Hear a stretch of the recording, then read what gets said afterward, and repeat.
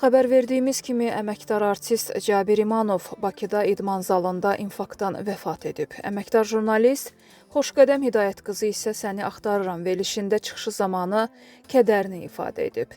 Dəyərli bir insanı itirdik. Onun ölümü məni çox sarsıtdı. Gənc və istedadlı idi. 49 yaş nə yaşdır ki? İstedadlı bir insanımızı itirmişik. Allahdan rəhmət diləyirəm. Ailəsinə başsağlığı verirəm.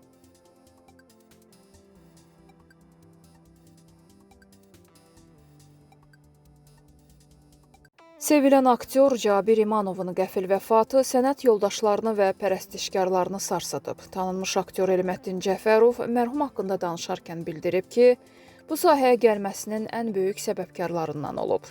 2008-ci ildə Heydər Əliyev sarayında birlikdə konsertimiz olub. Xəbəri eşidəndə başımdan ağrı qalxdı, inanmadım. Dünən özümü o qədər pis hiss etdim ki, məkanı cənnət olsun. Ölüm bu qədər cavanlaşmamalıdır.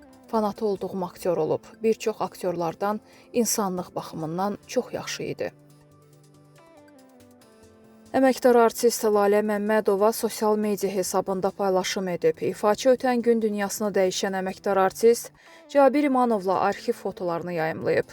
Şəkillərdə mərhum aktyorun qardaşı əməkdar artist Tahir İmanov, müğənnilər Nazim Pişyari və İzzət Bağırov da yer alıb. Qeyd edək ki, Cabir İmanov ötən gün Bakıda idman zalında infarkt keçirərək vəfat edib. O, bugün Yasamal qəbirstanlığında dəfn olunub.